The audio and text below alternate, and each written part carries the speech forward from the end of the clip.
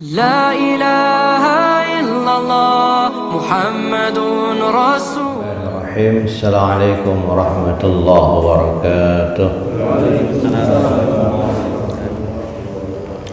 Alhamdulillahilladzi alafa baina qulubina fa asbahna bi ni'mati ikhwana. Asyhadu an la ilaha illallah wahdahu la syarika lah. Iyyahu na'budu wa iyyahu nasta'in. Wa asyhadu anna nabiyyana Muhammadan abduhu wa rasuluh. Allahumma salli wa sallim ala nabiyyina Muhammadin wa ala alihi wa ashabihi alladzina amanu wa amilus salihati ila yaumil mau'ud. Wa qala Allah ta'ala fi kitabihil karim, a'udzu billahi minasy syaithanir rajim. Bismillahirrahmanirrahim. Wa azzin fin nasi bil hajji ya'tuka rijalan wa 'ala kulli dhamiri ya'tina min kulli fajjin 'amik. Dan seluruh manusia untuk mengerjakan haji, niscaya mereka akan datang kepadamu dengan berjalan kaki atau mengendarai setiap unta yang kurus. Mereka datang dari segenap penjuru yang jauh. Surah Al-Hajj ayat 27. Hadirin jamaah salat sunnah rahmati Allah, alhamdulillah kita bersyukur kepada Allah atas segala limpahan rahmat, nikmat dan karunia-Nya sehingga kita bisa beraktivitas sebagaimana biasa. Salawat teriring salam semoga tercurah pada qudwah kita, Rasul kita Nabi Muhammad sallallahu alaihi wasallam beserta keluarga, sahabat dan umatnya yang terus dan senantiasa menghidupkan sunnah hingga akhir zaman.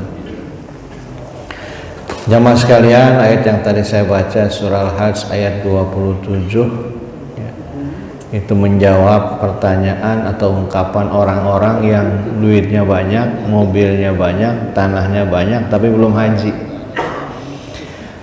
Alasannya belum ada panggilan. Padahal di surah Al-Hajj ayat 27 Allah sudah manggil kita. Kapan? Sejak Nabi Ibrahim selesai membangun Ka'bah bersama putranya. Disuruh oleh Allah, "Hai Ibrahim, ayo udah seru ajak manusia untuk beribadah haji." Ya bagaimana ngajaknya di lembah yang sunyi sepi begini ya Rob? Suaraku terbatas. Ya. Kita aja di ruangan segini harus pakai mikrofon, ya kan? Kalau enggak mungkin yang belakang kurang jelas dengar saya. Ini harus manggil seluruh alam, gimana caranya? Udah panggil saja. Kayak Allah wa azin finnas, ya, azankan, seru, panggil, undang, ajak seluruh manusia bil haji untuk mengerjakan ibadah haji. Tugas kamu manggil aja udah. Ya tu kari jalan. Nanti aku yang mendatangkan mereka ke sini. Ya Allah urusannya datang atau enggak. Ya. Wa ala kulli dhamiri ya'tina min kulli fajjin amik. Nanti mereka akan ke sini apakah dengan berjalan kaki untuk orang sekitar atau dengan unta yang sangat kurus. Maksudnya saking jauhnya perjalanan itu unta dari berangkat gemuk sampai di Mekah kurus. Dari yang terdekat sampai terjauh nanti mereka datang, urusan tetangganya urusan aku. Ya kan sama nih. Kita di sini mungkin diundang oleh pengurus lewat WA, ya kan? Pengajian minggu ini. Kan gitu.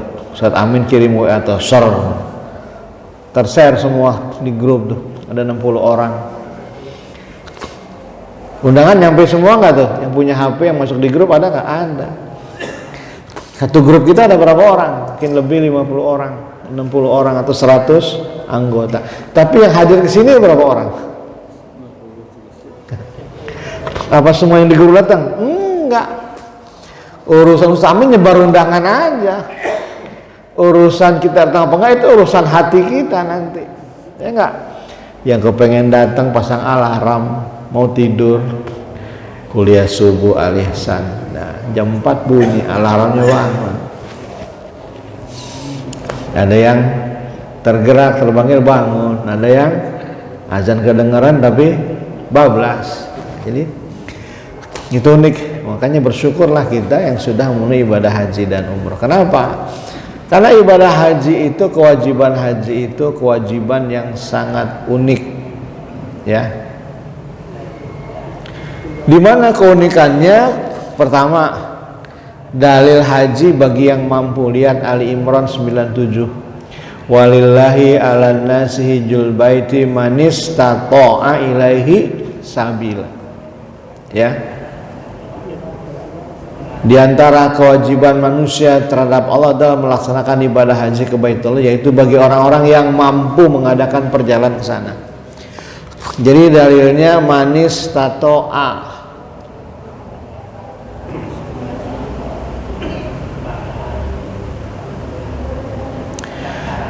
Faktanya apa semua orang yang kaya raya nyampe ke Mekah, ke Ka'bah? Dalilnya bagi yang mampu secara finansial. Memang jauh dan mahal haji kan. Reguler sekarang 60 juta, yang plus 250 juta. Reguler yang full roda ada lagi hampir 400 juta. Jadi kewajiban haji bagi yang mampu, dan Allah akan memampukan mereka yang sangat kuat keinginannya untuk berhaji. Kenyataannya ada tukang bubur naik haji. Tiap hari TV One tuh di berita siang ada tuh. Ada tukang, kemarin diberitakan tukang urut pergi haji, tukang sol sepatu pergi haji. Secara ekonomi mereka mungkin penghasilannya nggak jelas kan. Ya kadang dapat kadang enggak, kerja serabutan. Tapi pada kenyataannya mereka sampai ke Baitullah. Jadi itu kata kuncinya. Allah mewajibkan haji bagi umat yang mampu, dan Allah akan memampukan bagi umat yang sangat kuat keinginan untuk beribadah haji. Di dalam sholat, bacaan semisal Fatihah, tasyahud akhir, jadi rukun nggak? Kalau tadi saya nggak baca Fatihah, kira-kira sah nggak sholatnya? Nggak sah. Kalau tadi kita nggak baca tasyahud akhir, sah nggak sholat kita? Enggak. Tasyahud, Fatihah, rukun sholat. Nah, berbeda dengan ibadah haji yang wajibnya bergerak fisik. Tawaf, sa'i, melontar zumrah, wukuf di Arafah, doa-doanya sunnah. Nah, ini buat bapak yang keluarganya mau berangkat jangan ditakut-takutin. Andai kata nggak hafal doanya, mampunya Robbana atina fid dunya, jadi, ya kan?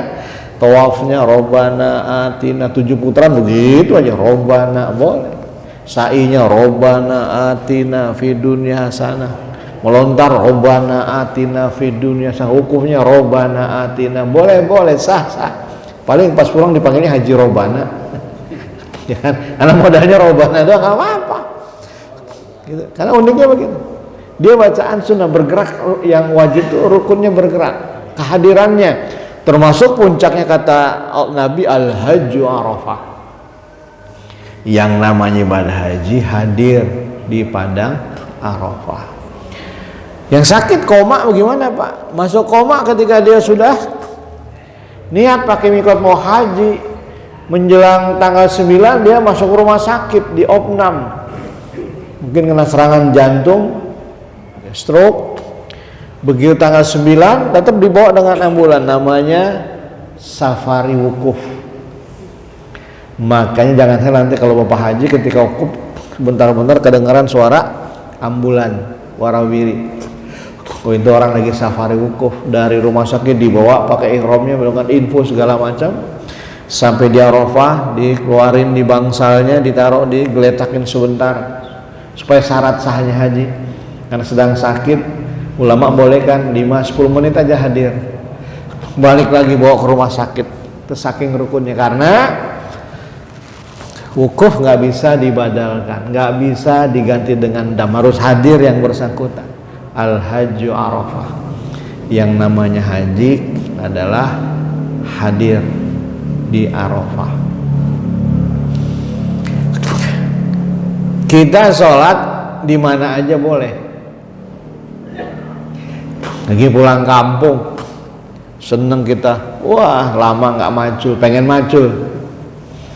Dari jam 9 sampai zuhur, Allahu Akbar, wudu aja di pinggir sungai, sholat menghadap kiblat, boleh nggak, Pak? Sah nggak? Sah. Pakai celana pangsi aja, pakai kaos, boleh, boleh, sah, sah. Kalau haji, bisa nggak kita pakai baju biasa? Bajunya khusus dan unik, hanya 2 lembar kain yang disebut dengan kain ihram. Bahkan kalau musim haji begini, tahun lalu ketika saya haji, sekarang juga di peraturan yang boleh masuk dari pintunya cuma 1 pintu sekarang, Pak. Hanya yang mengenakan kain ihram.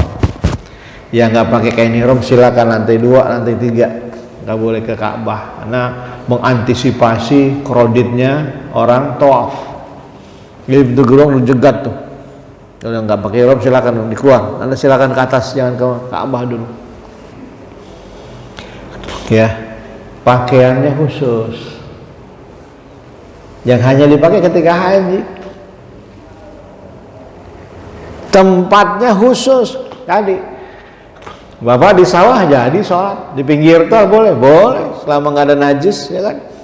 Kayak dulu pernah ke Brexit yang tol nggak bergerak berjam-jam, waktu zuhur nih sholat pakai air mineral aja, di pinggir tol nggak bergerak, udah sholat aja di pinggir sebelah mobil kita, boleh. Kalau tawaf boleh nggak di mall? Nggak boleh. Ya, begitu jogging di GBK, dibaca doa sa'i, Rabbikfir warham wa'fu. Kita jogging di sa'i di GBK atau di Tandon Pamulang, ya,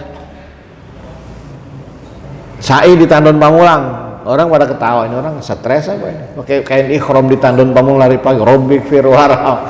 Ya. Tempatnya khusus.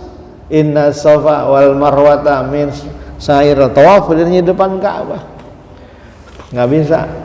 Makanya ada orang yang katanya ustadz, ya sebelum ditangkap rame dia ngomong tuh, Panji Gumilang, udah nggak usah jauh-jauh ke Mekah, di pesantren saya sah, udah ada Ka'bah, udah saya bikinin Arafah. Ya nggak bisa bikinan dia.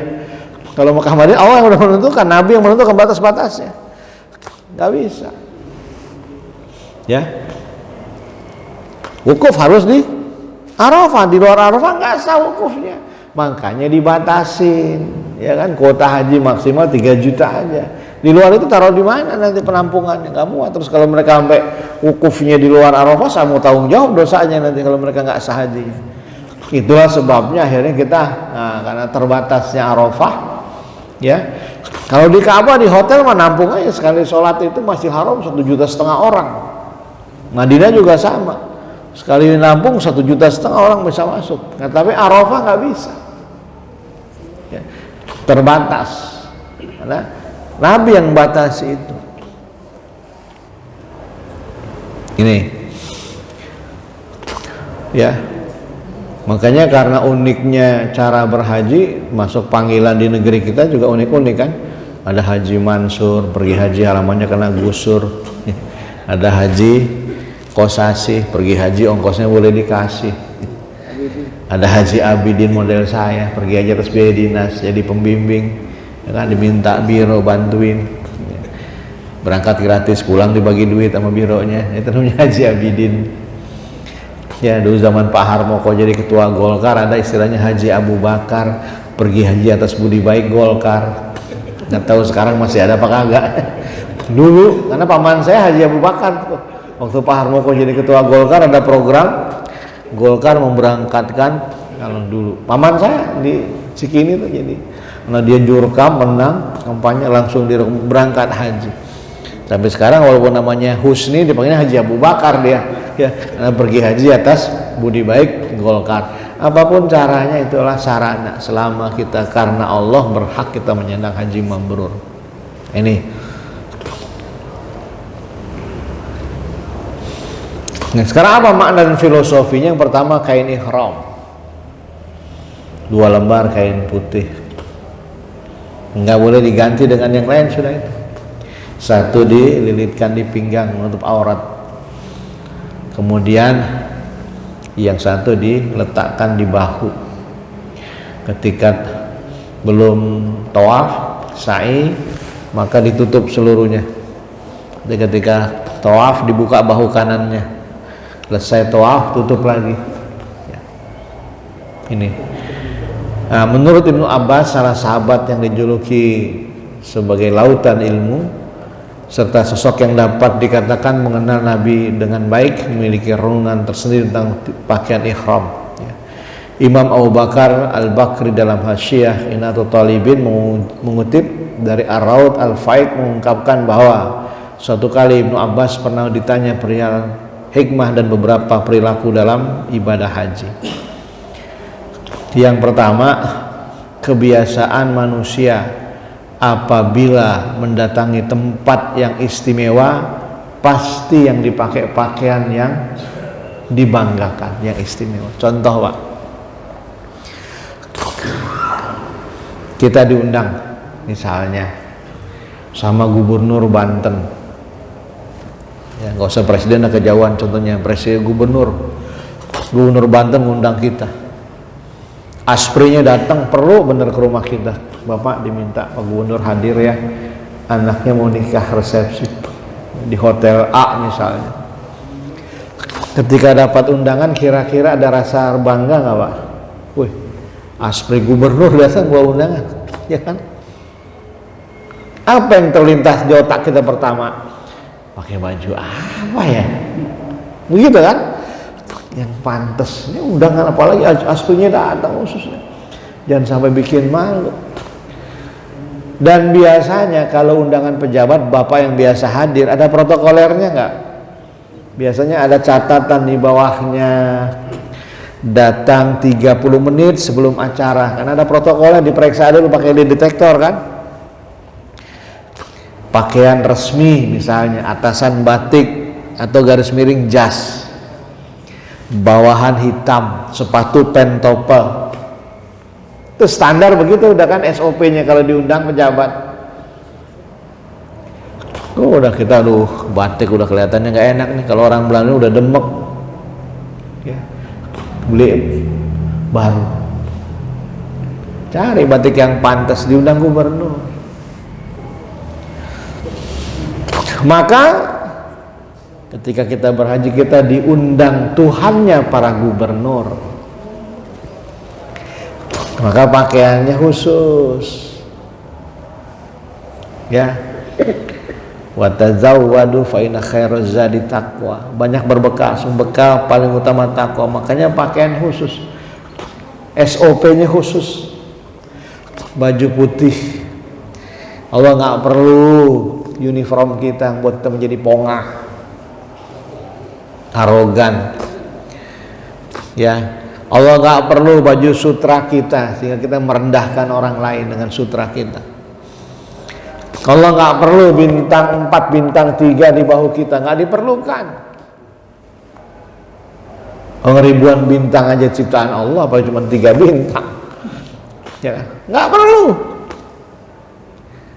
Makanya semua sama, putih, nggak ada.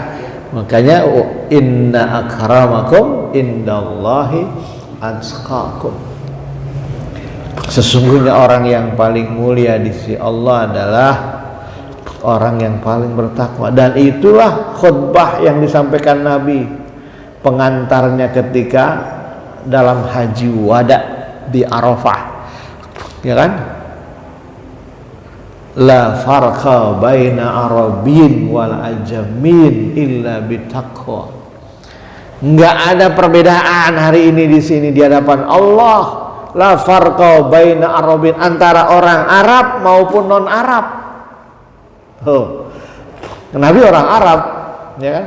La farqa baina arabin wala ajam illa bitaqwa. Tidak ada perbedaan antara orang Arab dan non Arab illa bitaqwa. Hari ini takwa kita.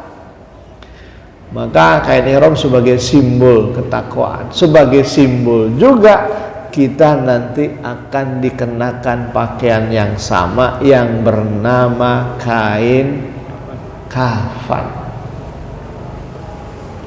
Ya. Yang kedua, dengan kain ihram, kata Ibnu Abbas, kita meninggalkan duniawiyah kita, menyadari kita menghadap zat yang maha kaya, yang maha tinggi, ya kan? Kita nggak ada apa-apa nih, hanya kain putih, masuk celana dalam, kaos dalam, dilepas, menunjukkan nanti juga kita menghadap Allah dalam keadaan polos, nggak ada yang dibawa, ya. Kita lepas semua yang berbau duniawiyah, yang kadang-kadang membedakan kita dengan orang lain, ya.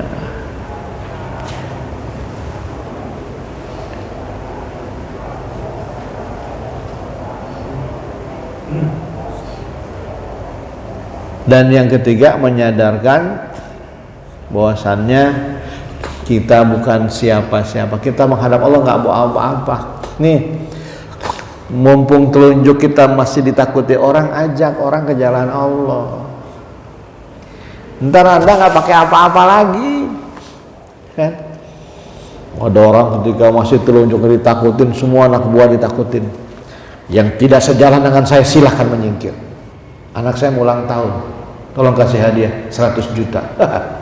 Iya, waktu itu masih pada takut, ya kan?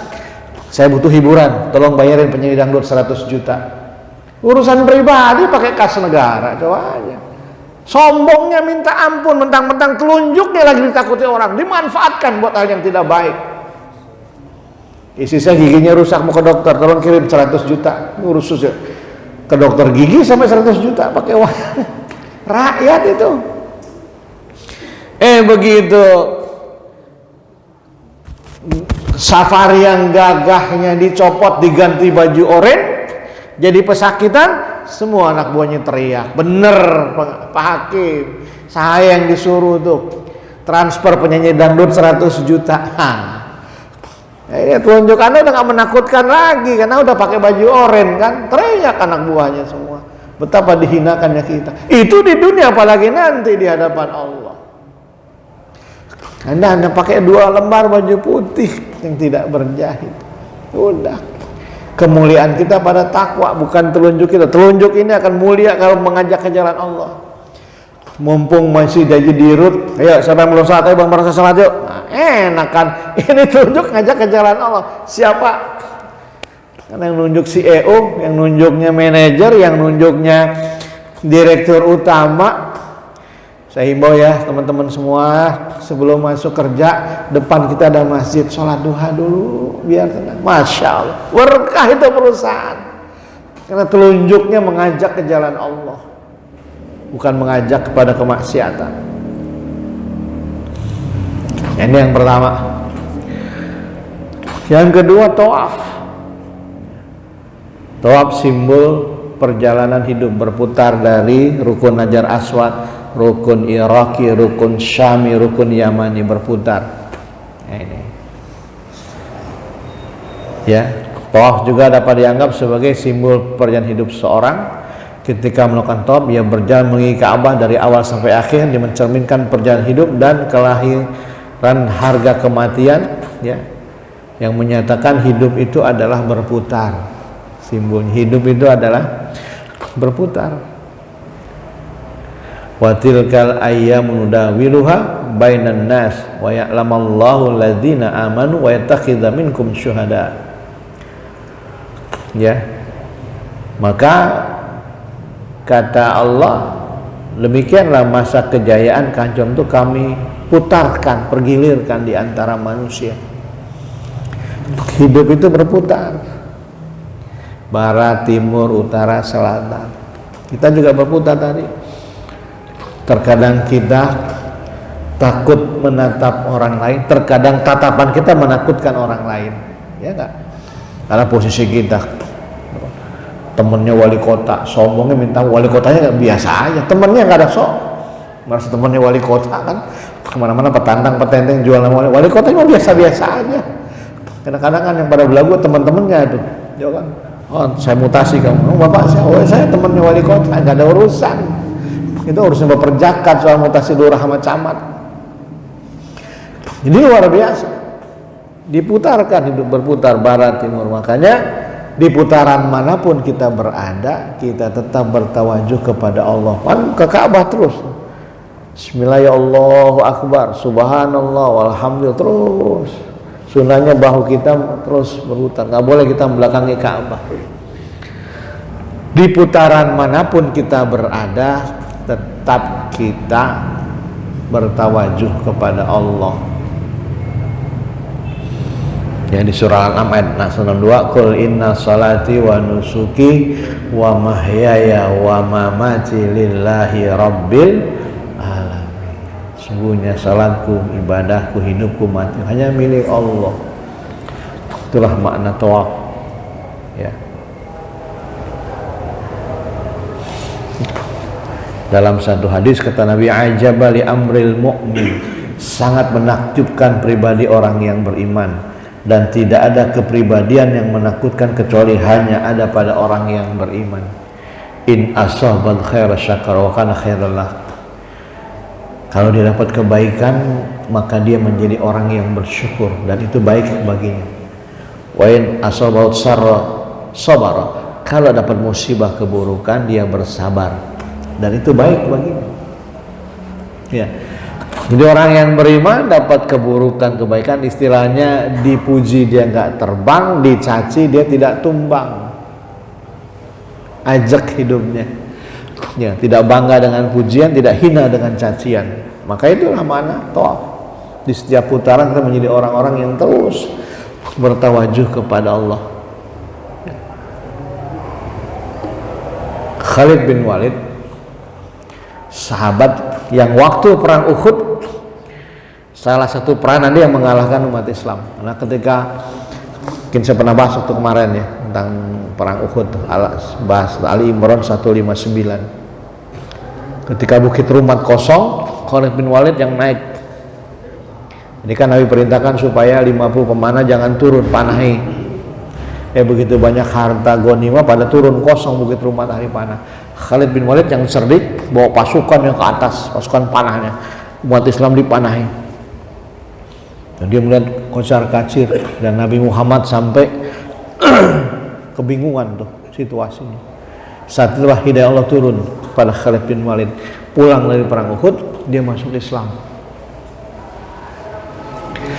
Memang dia ahli strategi perang. Dulu yang ngalahkan umat Islam di perang Uhud Khalid bin Walid. Dan sekarang sebagai penyesalan dia yang pernah mengalahkan Rasulullah di perang Uhud, sekarang kebalikannya. Ya Rasul, saya menyesal dulu memerangi Anda karena belum tahu, dia belum dapat hidayah kan Rasul. Sekarang tahu siapa Nabi utusan Allah, demi Allah saya akan serahkan hidup saya buat Islam. Dan saya kepengen mati di perang, di medan perang. Itu sumpahnya Khalid bin Walid. Jadi kalau perang itu paling depan terus. Sampai Nabi menggelarinya Saifullah, pedang Allah, di depan terus. Dan selalu di masa Nabi jadi panglima. Sampai Abu Bakar jadi khalifah, diangkat juga jadi panglima karena hebatnya dia, strateginya, beraninya luar biasa. Di masa Umar terus jadi panglima. Satu hari Umar itu sudah lagi perang, di tengah perang tiba-tiba ada sprint, surat perintah. Pemecatan dia sebagai panglima perang, pemegang tongkat komando, menjadi prajurit biasa. Cuma jadi serdadu aja, prajurit tempur. Bayangkan jabatan prestis, pemegang tongkat komando di saat perang. Tiba-tiba ajudan Umar datang, ya Khalid, Anda hari ini dipecat jadi panglima. Diturunkan pangkatnya, hanya jadi serdadu biasa. Di mana sprintnya benar dari Umar, diserahkan tongkat komando kepada orang yang diperintahkan Umar menjadi pemimpin perang. Dan Khalid berperang di belakang sesuai perintah dia sama prajurit, tetapi semangatnya tidak berkurang, terus luar biasa keberanian, sehingga ajudan Umar yang bingung, ya Khalid, Anda baru aja dipecat dari panglima perang, pemegang tongkat komando. Kalau kita jadi prajurit biasa, nggak terlihat putus asa, kesel, marah, apalagi desertir. Anda tak perang dengan semangat. Apa jawaban Khalid bin Walid? Nujahid lillah laisa lil Umar. Saya berjihad ini karena Allah, bukan karena SK-nya Umar. Mau jadi panglima, mau jadi prajurit, tetap saya berikan yang terbaik buat Allah dan Rasulnya, karena saya kepengen mati syahid di medan perang. Walaupun pada kenyataan nanti Khalid bin Walid wafatnya di rumah lagi sakit. Dan ketika dimandikan, di tubuhnya hampir nggak ada 1 inci pun yang mulus, semua ada bekas luka perang. Itu luar biasa. Ya. Jadi ini orang yang sudah teruji dengan tawaf. Hidupnya hanya untuk Allah. Di putaran manapun Allah, dapat jabatan, tetap dia berjalan. Ya kan? Ada di sebuah tempat, begitu pemilihan RW dia kagak menang, sholatnya pindah ke komplek lain. Ini tempat lain ya, bukan di sini. Jadi merasa jengkel dengan warga nggak memilihnya. Maka orang yang sudah memaknai filosofi tawaf merasakan kehadiran Allah dalam setiap kehidupan dia. Allah bersamanya di putaran manapun dia berada, maka Allah tidak akan pernah meninggalkannya. Sa'i. Inna Safa wal Marwata min sya'airillah, faman hajjal baita aw i'tamara fala junaha alaihi ayatawafa bihima, wa man tatawwa khairan fa innallaha syakirun alim. Al-Baqarah 158. Sesungguhnya Safa, Marwa merupakan sebagian syiar agama Allah. Maka barang siapa yang beribadah haji ke Baitullah atau umrah, tidak ada dosa baginya mengerjakan sa'i antara keduanya. Dan barang siapa dengan kerelaan hati mengerjakan kebajikan, maka Allah Maha mensyukuri, Maha mengetahui. Kenapa umrah menjadi salah satu wajib haji? Dan gandengan inna sofa wal marwata. Sa'i itu biasanya satu paket dengan tawaf. Wa atimul hajja wal umrata lillah. Sempurnakanlah ibadah hajimu dan umrah karena Allah. Jadi selalu tiga. Waktu kita umrah, tawaf, sa'i, tahallul. Ya kan? Nggak boleh. Kecuali tawaf sunnah. Kalau udah niat haji umrah harus lengkap 3 itu, tuntas.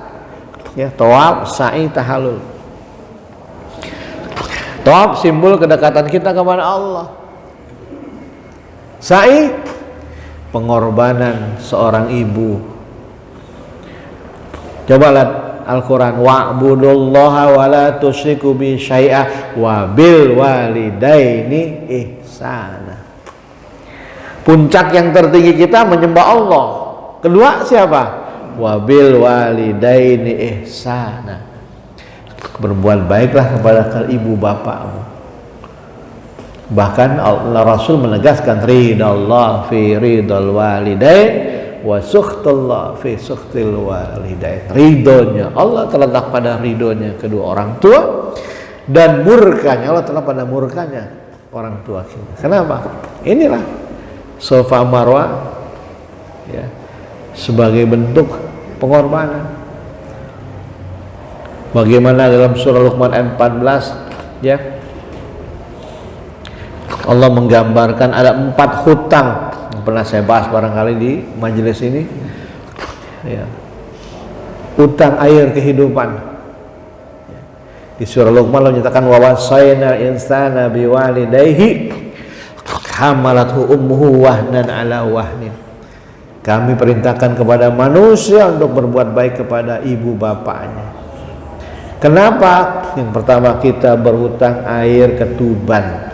Hamalathu ummuhu wahnan ala wahnin. Proses ketika dalam air ketuban ibunda kita adalah proses yang berat. Sampai Quran menggambarkan wahnan ala wahnin, payah yang bertambah-tambah. Kita bawa ngalamin ibu-ibu 1001 penyakit kalau lagi hamil. Pertaruhannya nyawa kan ketika melahirkan, hidup atau mati. 9 bulan kita berhutang rahim. Sekarang banyak orang usaha laundry, hampir di tiap blok ada laundry, ada namanya dry clean, laundry kering. Tapi belum bisa dengar ada orang hamil kering, Pak. Hamil kering pasti mati bayinya. Pertama, kita berhutang air ketuban. Wa fi salu fi amaini. Yang kedua, kita berhutang air susu. Kapan? Berapa lama? Fi amaini 2 tahun. Yang ketiga, inilah peristiwa Safa Marwah, air keringat. Air keringat Safa Marwah. Seolah-olah Allah menyindir kita. Begitulah kamu kecilnya kayak Ismail gitu kan. Tahunya nangis, menuntut hakmu, minta ASI tanpa pernah tahu bagaimana orang tuamu mendapatkan rizki untukmu. Ya gak? Ismail nggak tahu-tahu, tahunya nangis aja dia. Kejar. Fitrah seorang ibu, dia bisa lapar. Tapi kalau anak kelaparan dia nggak akan bisa tahan. Dia bertahan untuk dalam menderita. Tapi kalau anak dalam penderitaan seorang ibu nggak akan tahan. Ingat cerita Nabi Sulaiman dengan ibu yang merebutkan 1 bayi, ya kan? Cara Nabi Sulaiman menentukan ibu bayi yang punya bayi, karena dia merasa ada tetangganya punya bayi meninggal, kemudian dia curi bayi tetangganya yang masih hidup, ketahuan. Oh enggak, ini bayi saya, kata yang nyuri. Katanya enggak, ini bayi saya, ada cirinya ini enggak. Oh enggak, ini daripada ribut gampang. Taruh di meja Nabi Sulaiman, sebelah aja udah nih, bagi 2. Kamu pinggang ke atas, kamu pinggang ke bawah. Disitulah kelihatan asli yang punya anak, mana yang enggak, mana yang anak, mana yang bukan. Yang boleh nyuri itu baik, setuju. Ya kalau ini adil, surang sebelah aja. Nah yang punya anak, demi Allah jangan, kalau begitu biarkan dia yang rawat. Saya daripada dibelah 9 bulan pertaruhannya, kan begitu. Oh kata Nabi Sulaiman, ketahuan. Kamu bukan maknya, masa ada mak tegaan bayi dibelah, ambil ibu, dia dihukum, gampang, ya kan? Pengorbanan seorang ibu, 9 bulan ibunda kita berjuang, menahan lapar, ya kan? Nangis, belum begadang sakitnya, belum nangis karena kekecewaan atas kenakalan kita. Semua kita nyadarin begitu kan? Ya, udah kadang gurunya, aduh anak ibu mukulin orang, nangis saja ibu kita, ya Allah begini amat anak saya. Padahal mah diazanin bener, diakikahin, dia didik kan? Sabar ibu kita. Nggak mau sekolah karena belum bayaran. Oh sekarang mau banyak lembaga yang bantu ya. Ibu kita keliling cari pinjaman demi anaknya, atau dibantu dagang suaminya demi anak-anaknya bisa sekolah. Udah mau sarjana semester akhir, ya mak tinggal 1 tahun lagi, tanggung nih harus bayar. Ada nggak? Ada. Tuh ibu nggak pernah dia sedih, tenang aja, ada.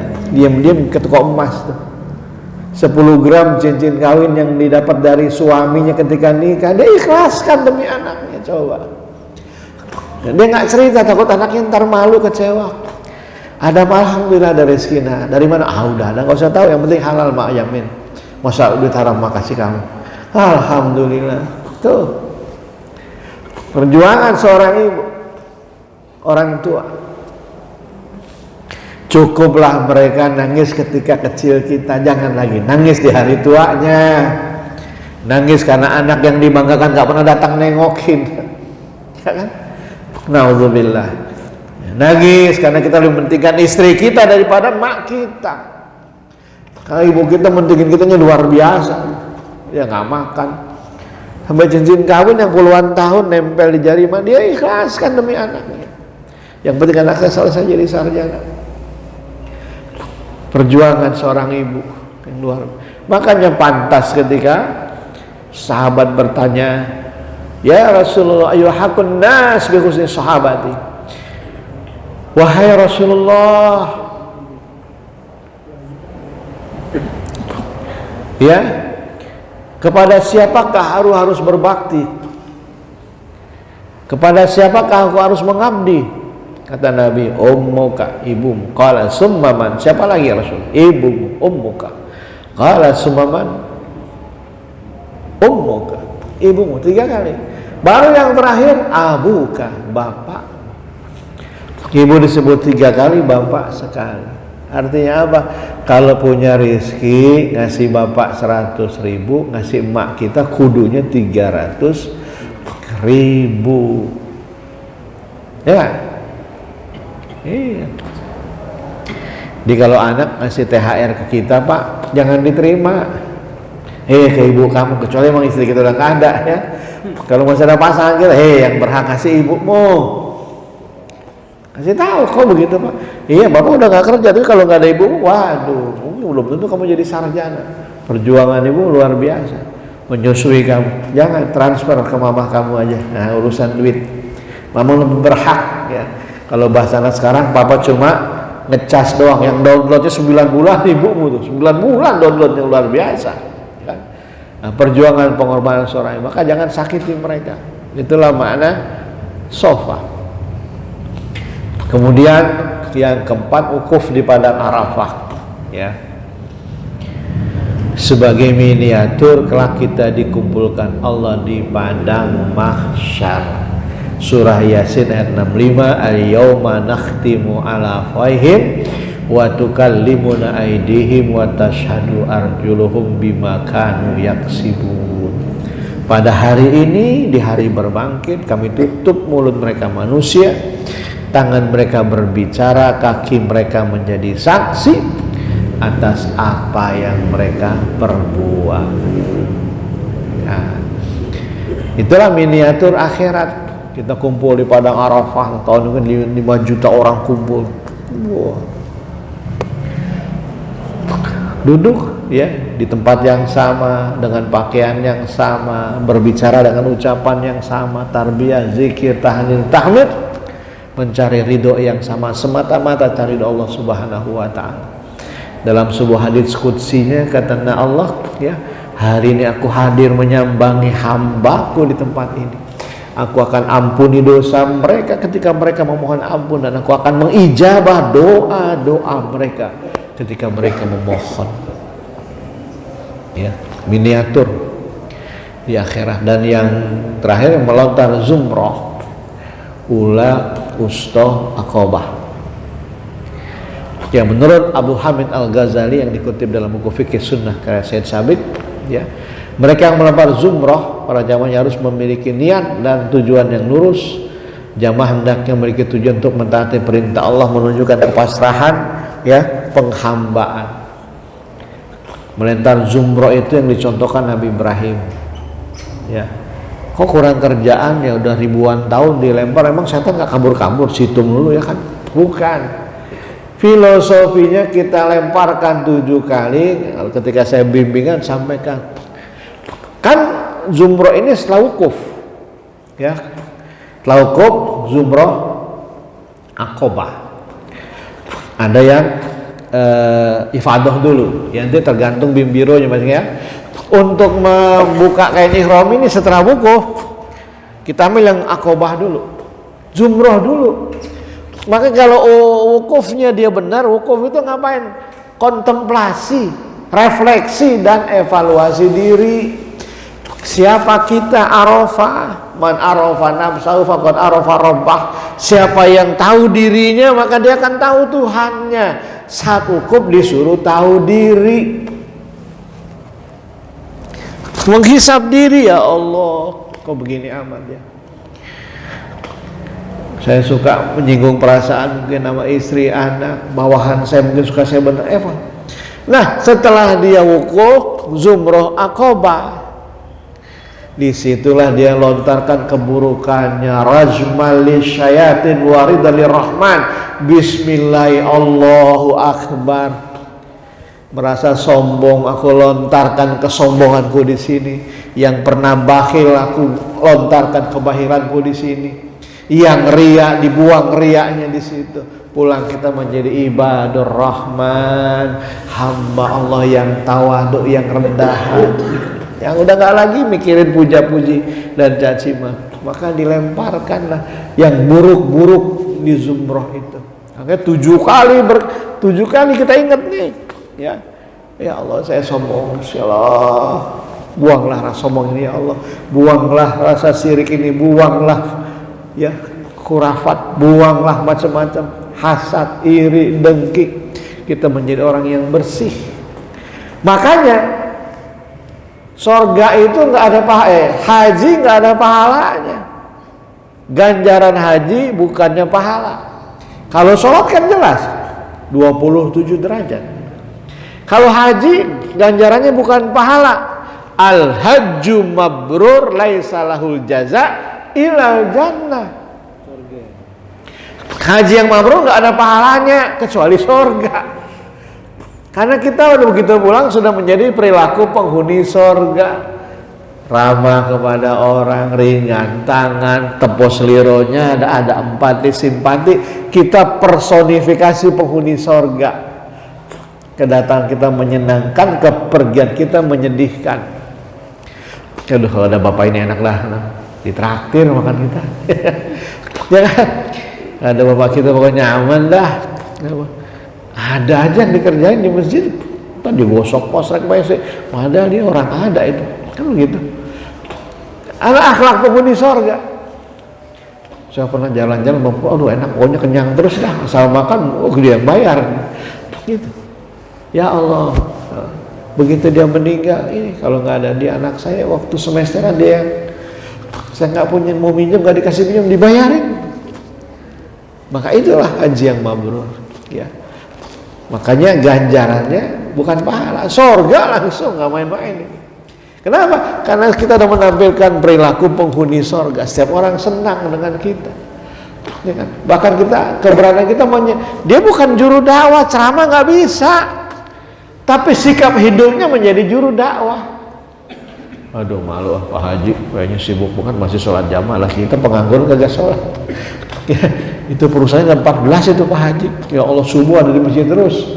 Ya, kita perusahaan gak gabungnya subuh kesiangan dulu. Ada nggak pernah ngomong, sholat yuk, sholat pahalanya enggak. Tapi dengan sikap hidup dia menjadi nilai dakwah buat orang lain. Ya Allah, Pak Haji. Sedekahnya di mana-mana. Saya kok belum punya sedekah ya. Ya Allah, anaknya jadi semua, kenapa anak saya enggak ya? Wah benar, dia didik anaknya itu luar biasa kan gitu.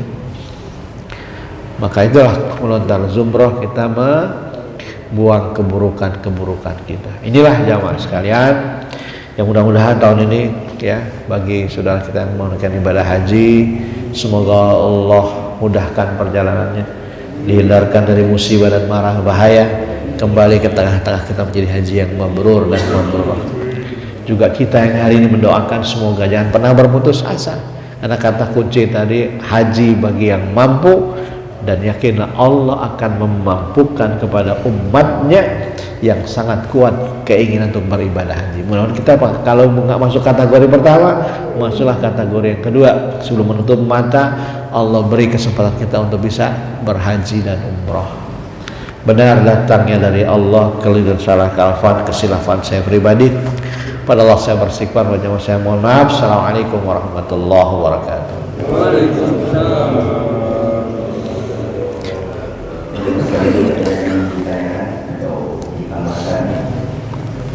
Berkaitan dengan haji atau yang lain.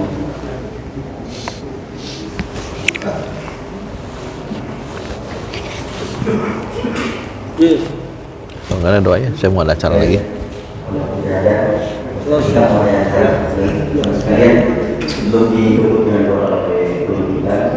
Ini akan kembali nanti kami akan mengucapkan doa untuk jalan-jalan ibadah kita di bulan 2. Dan satu lagi, insya Allah nanti tanggal 3 kita semuanya jamaah disebutkan oleh keluarga almarhum Bapak Iskandar untuk menghadiri doa bersama haul masjid Al-Marhum dari almarhum Iskandar. Insya Allah semuanya kita sebagai haul wajib. Kapan? Tanggal 3. Insyaallah, mudah-mudahan saat. Pada Isya. pusat langsung ke jalan beliau di sini 5 masalah. Baik, terus sekalian mari sama-sama kita berdoa bersama oleh guru kita. Astaghfirullahaladzim, astaghfirullahaladzim, astaghfirullahaladzim. Walakal hamdu ya ma'bud. Allahumma salli wa sallim ala sayyidina Muhammadin fil awwalin wal akhirin. Wa sallim wa radiyallahu ta'ala an kulli sadatina ashabi rasulillah ajma'in. Bismillahirrahmanirrahim. Alhamdulillahi rabbil alamin. Hamdan na'imin, hamdan syakirin, hamdan yu'afi ni'am wa yukafiru mazidah. Ya Rabbana lakal hamdu wa lakal syukru kama yanbaghi li jalali wajhikal karim wa li azmi sultanik. Allahumma inna nas'aluka salamatan fid din wa afiyatan fil jasadi wa ziyadatan fil ilmi wa barakatan fil rizqi wa taubatan qabla al maut wa rahmatan 'inda al maut wa maghfiratan ba'da al maut. Allahumma hawwin 'alaina fi sakaratil maut wan najata minan nar wal afwa 'inda al-hisab. Allahumma iftah 'alaina abwabal khair wa abwabal barakah wa abwabal ni'mah wa abwabas salamah wa abwabal rizqi wa abwabal afiyah wa abwabal maghfirah wa abwabal jannah. Rabbana atina fid dunya hasanah wa fil akhirati hasanah wa qina adzabannar. Wa sallallahu ala sayyidina Muhammadin nabiyyi ummi wa ala sallam walhamdulillahi rabbil alamin.